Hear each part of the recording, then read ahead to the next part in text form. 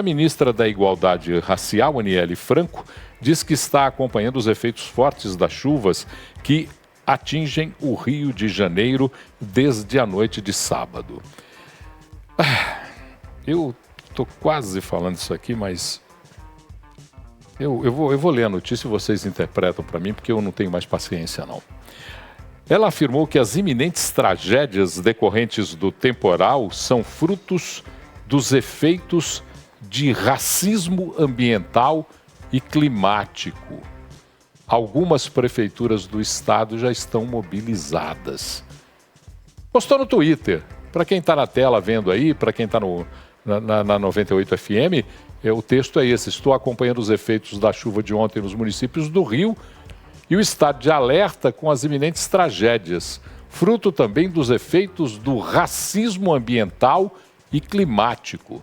Algumas prefeituras do estado já estão mobilizadas. Para o meu fígado não inchar, porque já começou a inchar, eu vou deixar vocês comentarem. Luiz, fica com você e comenta para mim a fala da ministra da Igualdade Racial, Aniele Franco. Paulo, não deixe seu fígado inchar por isso não, porque é bobagem. Primeiro é o seguinte, ela fala também, né? Aí a gente tem que interpretar o texto de acordo com o que o texto está escrito. Vocês colocam umas cascas de banana às vezes aí para a gente começar a ser xingado em rede social daqui a pouco pelo pessoal que é contra. Mas vamos pensar, gente. Ela falou também, ela não falou que é só por isso. Se você parar um pouquinho e dar uma estudada nessa expressão, isso não é uma expressão nova que foi inventada pela ministra.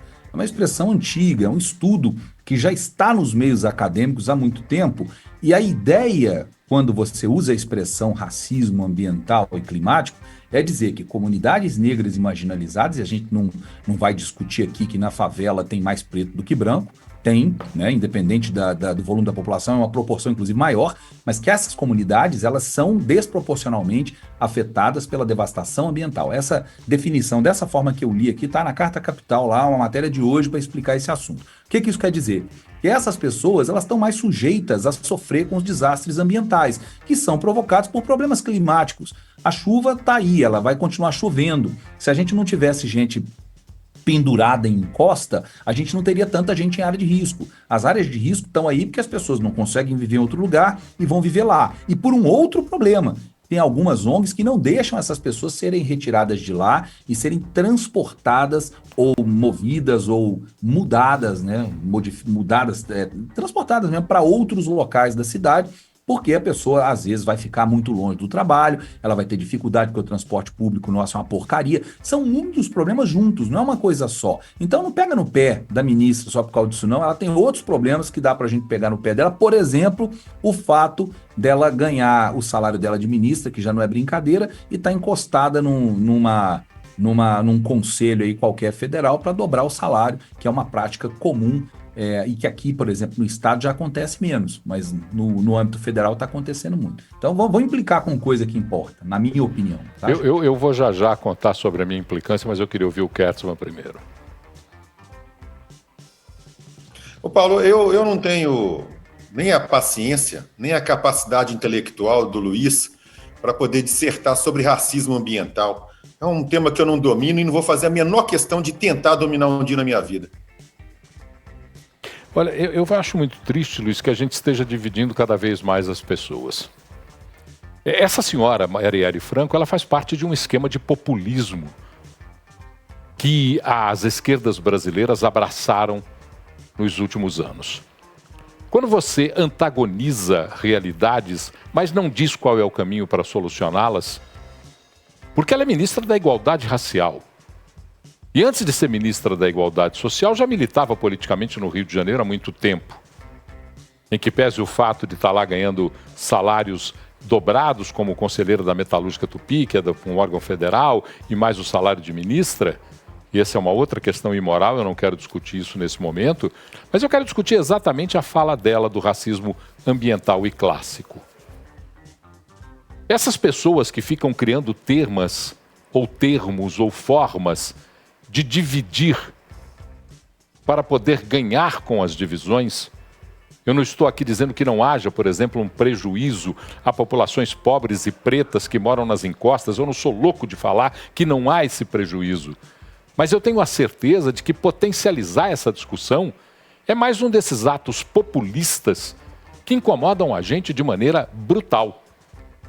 Porque você não precisa criar mais uma terminologia, mais uma forma de acentuar diferenças, se elas já existem em graus tão elevados como, por exemplo, o fato de que pobres e pretos moram mesmo em situações piores nesse país. Mas você não precisa acentuar isso. Ela não criou essa expressão.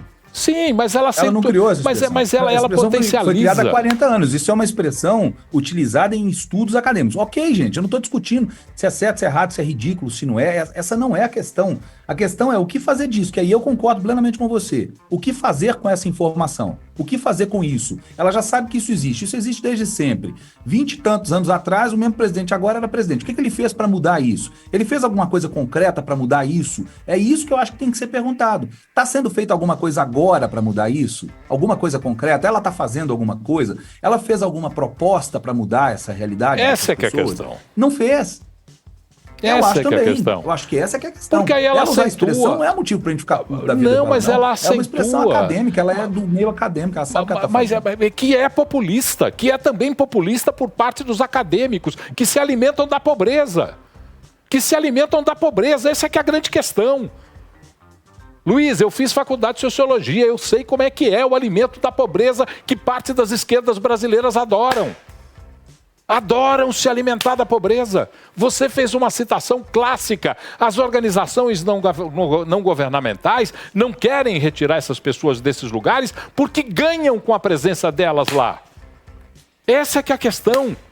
Elas resistem para retirar de locais de áreas de risco, de locais onde você coloca os moradores em situação de vulnerabilidade, porque se esses moradores de lá saírem, elas farão o quê? Elas vão receber o dinheiro da Alemanha para onde? É um tema que me deixa absolutamente enraivecido. Eu saio fora do corpo. Porque eu acho um absurdo o que está se fazendo com a discussão social nesse país. Política social se faz de maneira ampla. Quando você identitariza a política social, que é o que essa senhora fez, você está desviando o rumo da política social. E isso é uma prática comum naqueles que se dizem progressistas. Há um incômodo muito grande em pensar de maneira diferente e não conseguir ver esse país pensar de maneira diferente em questões sociais. Sempre que se fala em questão social nesse país, tem aproveitadores, tem populistas, tem vagabundos, marginais que ficam mamando nas questões sociais. Me desculpa se eu me exaltei um pouco, mas é porque eu fico... Esse é um tema que me incomoda demais, eu não consigo passar por ele sem manifestar indignação. Kertzmann quer falar alguma coisa? Desculpa. Só lembrando que essa mesma turma aí, que no governo anterior chamava o ex-presidente Bolsonaro de genocida por causa da questão dos Yanomamis, e até hoje, passado um ano de governo, a situação lá só piorou, não fizeram absolutamente nada.